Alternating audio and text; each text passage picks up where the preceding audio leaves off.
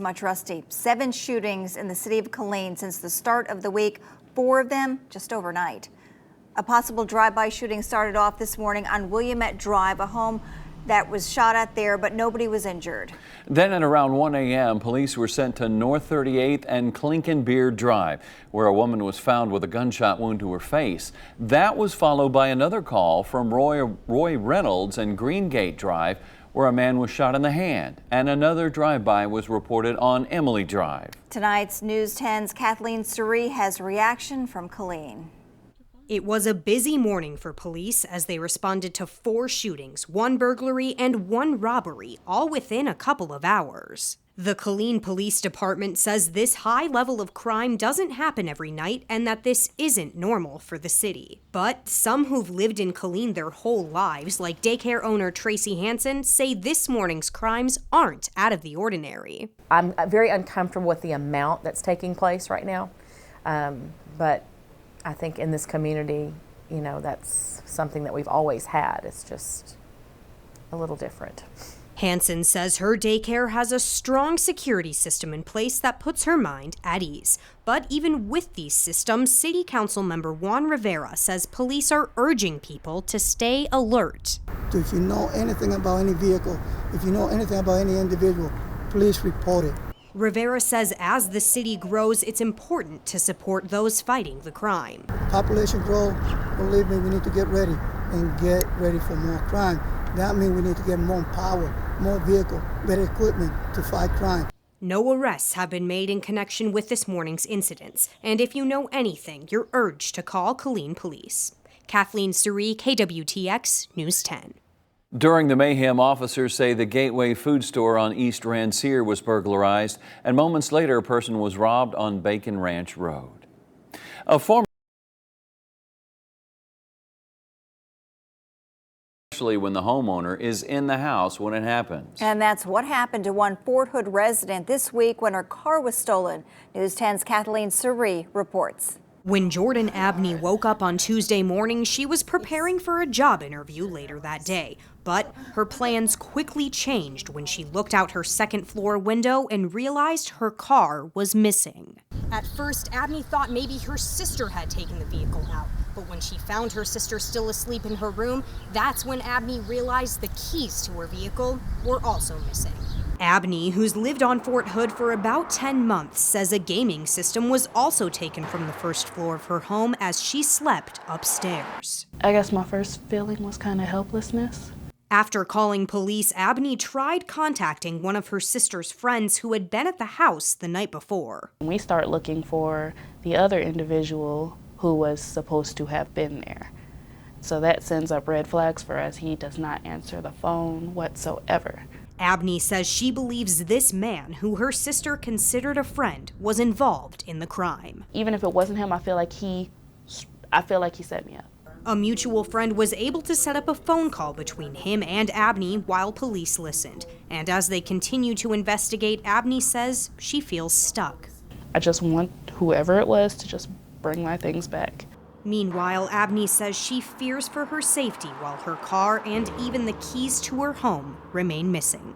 Kathleen Surrey, KWTX News 10.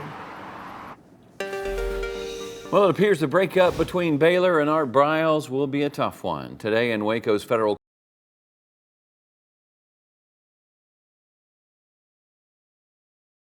Texas. This is KWTX News 10. Tomorrow marks the 2-year anniversary of the death of Little River Academy Police Chief Lee Dixon, who was shot by a former law enforcement officer. Today, Dixon's friends, family, and colleagues honored his memory with a ceremony at City Hall. News 10's Kathleen Surrey has more. Nearly 2 years ago, the community of Little River was shaken by the tragic news of Dixon's murder. Anger. After shock, there was a lot of anger. Still to this day. Today, they gathered to share stories and remember the life of a man who residents say was well known and respected in the community. A man who would also sacrifice himself for others. He always wanted to do the right thing, and if it meant costing him his life to get somebody like that off the streets, yeah, he would. On Wednesday night, Reisner was sentenced to life in prison without parole here at the Bell County Justice Center.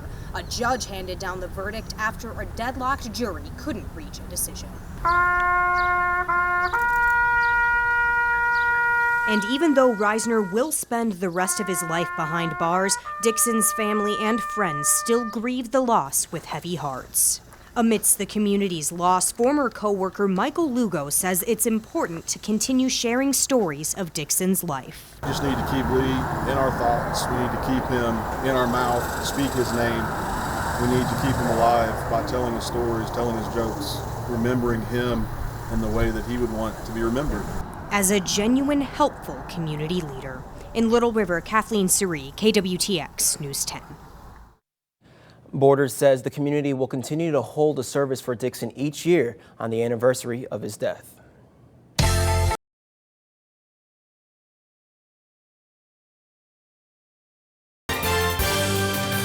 Live from all around Central Texas, you're watching KWTX News 10. Friday marked the one-year anniversary of the Charleston church massacre, where a gunman opened fire one Sunday morning, killing 9 people. Today, a church in Killeen showed their support for the victims. News 10's Kathleen Suri reports. It was pretty horrific. That's how Pastor William Campbell describes the moment he found out that 9 people had been killed at a Bible study service in South Carolina. We had just come out of Bible study here. Campbell was a friend and colleague of Reverend Clementa Pinckney, one of the victims of the shooting. He attended his global funeral last year along with state and national dignitaries and politicians. Even though this tragedy didn't happen in the area, Pastor Campbell says it's still important to show compassion and understanding for those affected. We don't live in a vacuum. We don't live on an island. We are connected to all human condition. Which is why Pastor Campbell dedicated a portion of the Anderson Chapel AME's Sunday worship services to light 9 candles in tribute to those who lost their lives 1 year ago. And the candlelight service just reminds us, hey, these are sisters and brothers who had died and went on to glory and stuff. So we're going to celebrate them every chance we get and let them know they are not forgotten and stuff. Even in the midst of those tragedies, there is the energy that we can harness to say, you know, this happened, but let me go to work to see that it doesn't happen again. A positive outlook on a devastating tragedy. Kathleen Suri, KWTX News 10. Protesters gathered outside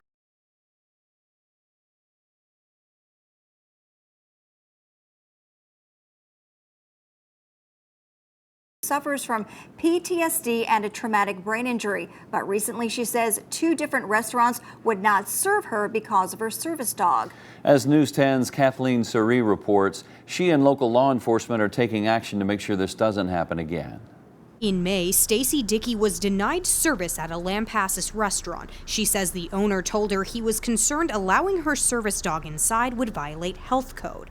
The same thing happened again this weekend at a different restaurant in the city. The hostess, before I got into the door, asked me for certification for my service dog, and I informed her, same situation, that is not a legal question. According to Texas law and the Americans with Disabilities Act, a person who is blind or has other disabilities has the right to bring a trained service animal to all public places. If someone's disability isn't visible, like Dickey's, employees can only ask the person whether their service animal is required and what kind of task the animal is trained to perform. After this weekend's incident, Lampasas police are currently passing out these informational sheets about service dogs to restaurant owners in the area. So that they'll know the law, that they'll know that the dogs are allowed to be able to come into their restaurants. Assistant Police Chief Sammy Bailey says most restaurant owners she's spoken with also thought they weren't allowed to have animals inside because they're preparing food. I don't want to hurt anyone's business. I don't want to cause anybody strife, but the lesson does need to be learned here because this is a federal civil right. An important lesson that Dickey hopes the community will learn. In Lampasas, Kathleen Suri, KWTX News 10. And News 10 did reach out to both restaurant owners. The first didn't return our call, and the second was out of town. In a phone conversation, he said his restaurant will